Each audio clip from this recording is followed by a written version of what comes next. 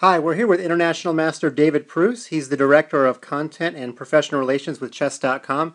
This is FM Mike Klein. David, how are you doing today? I'm doing great, Mike. How are you? Doing well, doing well. I understand we're coming to you from the Mechanics Institute in San Francisco. Can you tell us a little bit about the Mechanics Institute? Sure. The Mechanics Institute is one of the one or two oldest chess clubs in the country, and it's here that I played a lot of my early tournaments, taking Bart from Berkeley into here. It's been directed by John Donaldson throughout my 18-year chess career, and it's definitely one of the best chess clubs that I've seen in the U.S., though I've never visited St. Louis, and I'm sure that's nicer. Well, tell us a little about your playing career. You were a very active junior player and played professionally for a bit. Where are you now in your chess life? Where I am now is that I just play chess because I think it's good for my mental health mainly. I'm just trying to keep my brain working into old age, and I'm no longer pursuing titles or rating points or norms or prize money or anything like that. Obviously I also still love chess, so yeah, I play because I enjoy it and because I think it's good for me. That's great. Now, one of the big reasons we're talking to you today is because of the new relationship between Chess.com and the United States Chess League. Can you tell us a little bit about the collaboration between the two? Sure. So it's mainly comes about because I was very interested in the U.S. Chess League. I played in it for the first 7 seasons, and I've been friends with Greg, the commissioner, and Arun, the vice commissioner, for many years. Um, and I think that Greg is somebody with really, really great ideas for American chess. I love a lot of the projects he's done. Used to play in his New York Master events when I was in New York for a bit. So I've always been really impressed with the U.S. Chess League, and in my mind, it's the most marketable chess event in the United States, along with the U.S. Championships. So actually, for a number of years now, I've been interested uh, in trying to work with Greg on the U.S. Chess League, pretty much ever since I got this job here at chess.com. It's been something that's been on my mind, and I'm, so I've contacted Greg the last couple of years and told him that we were interested in trying to work with the U.S. Chess League. Does that answer the question? Yeah, it does. Now, what's the big change that the viewer is going to see now that the collaboration has taken place? I would say there are two main differences. One is that the games are viewable both on ICC, the Internet Chess Club, and on chess.com.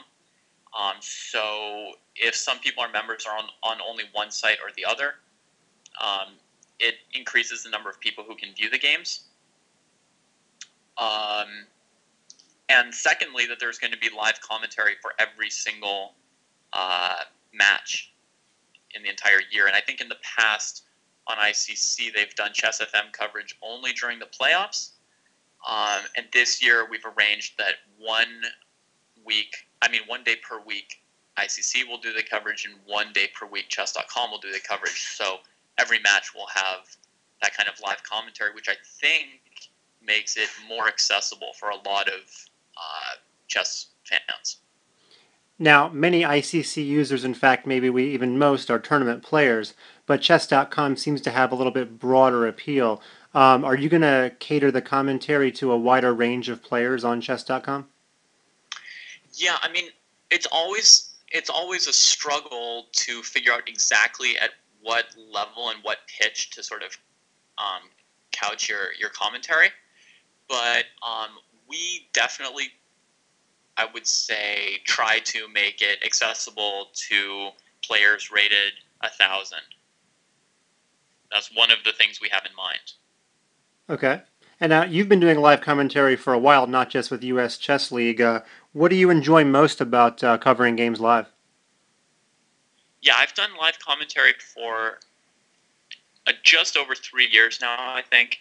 Um, and I guess what I enjoy most is just like everyone getting together and having fun. I mean, having fun in the sense of like enjoying watching all these chess games together, because let's say 10 years ago, before there really was live commentary on chess events, I would still go online and watch games from super tournaments all by myself, and I would enjoy it. But occasionally I would, be with a friend or two friends, and we would watch the games together, and it'd be more fun because we'd sort of talk together about the games as they happened. Now with live commentary, you've got 100 people chatting together in the chat, or maybe 500 people, 1,000 for some events. And we're all chess lovers. We're all happy to be there. It's just a very fun, positive feeling. And I guess one second thing I also like is I do enjoy being able to make it more accessible to a player rated 1,000 who would normally watch Carlsen against Aronian and have no idea what's going on. And when those players say like, "Hey, now I could really like get into it and enjoy it because of your commentary," then obviously that feels really good. And who do you enjoy listening to when you are trying to watch live commentary from your own computer? I have. So I was saying like 10 years ago, I don't think there even really was live commentary. In the last couple of years, I haven't listened to that much other live commentary because I'm pretty busy doing it myself. I see. But I've heard a few other people, and I like my buddy Danny. Obviously, I listen to him sometimes when I'm not his co-host, and I like Yasser Sirawan. I like Ben Feingold. I once got to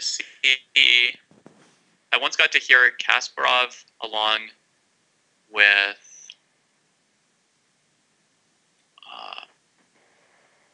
I once got to hear Kasparov do commentary, and that was pretty cool. And for the listeners that don't know, Danny being referenced was international master Daniel Wrench, of course. But what about your thoughts on using a computer when you're doing live commentary? Do you use a computer yourself? No. And what's the reason for that? I mean, first of all, I don't have a computer engine. Second of all, even when I did, I would never use a computer engine in my broadcasts or commentaries.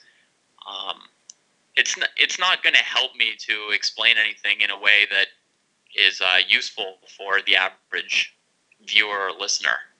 I mean, already, like, the problem for someone rated 2400 is how do you relate to somebody rated 1200 and, talk about things in a way that's interesting to them. And then if you add in like a 3000 rated advisor, I think you're just getting further away from where you need to be. And I think it also takes away from the actual feeling of what a chess competition is like. When people are actually sitting at a board playing, they never know these kind of computer certainties. It's a game where you're unsure and you don't know what's going to happen. And when I'm commentating, it's reflecting that because I don't know what's going to happen, and I'm telling the people watching, like, okay, it looks like he's trying to attack on the king side, but we have no idea if this is going to work out or not. I just can't tell. And that's more. I think that gives a better sense of what it's actually like for players to play in tournaments than to say, like, oh, Fritz says this attack won't work. Oh, look, this 2700 player blundered and allowed the attack. Gosh, everybody's so bad, which is a mistake that a lot of people make as they sit at home with their computer engine and imagine that they're actually better than 2700 players because they can see the mistakes that the 2700 players are making. Right, the kind of uncertainty that a commentator has definitely adds a little bit of realism to the broadcast. Let me ask you about the week one of the United States Chess League. It's now in the books. You did live commentary for the Western Conference or the Western Division matches. Yep. How did week one go? Any surprises there? Not tons of surprises. I would say the biggest surprise was Carolina putting a huge scare on San Francisco. They were really, really close to winning that match. It ended up in a 2-2 tie when Jesse Cry won an endgame against Casa Corley, where Corley definitely had drawing chances. The hero of that match probably Jonathan Schroer, who won an incredible game with Black against Vinay Bhatt on board one. That was a big upset, and for a while everybody thought San Francisco was going to lose the match. The second surprise would maybe be Los Angeles having like a lineup change and coming into the match like with less time than Arizona. I thought that Los Angeles would be a bit better organized in general. I thought they were. I mean, I'm not trying to say anything bad about anyone, but I thought that organization and management would be one of the strengths of the Los Angeles team, and that they wouldn't, be losing little advantages here and there like that, like losing time on the clock, turning in a lineup late, that sort of thing. Right. So you said you played in the ICH Chess League the first 7 years. Did you have to give up your spot on the team because of the new partnership between Chess.com and USCL? Yeah, that was a small disappointment for me personally, um, and a huge relief for the chess community generally, probably. I think I have more to offer as a commentator than as a player. So even though I've really enjoyed playing in every season, and it's very convenient and a good way for me to get some practice and some fun, I think it's much better for the San Francisco team and for the league if I just commentate this year. I'm sure fans will enjoy hearing you weekly. Let me just ask you in closing, what are some other things that the U.S. Chess League can do to improve, in your opinion?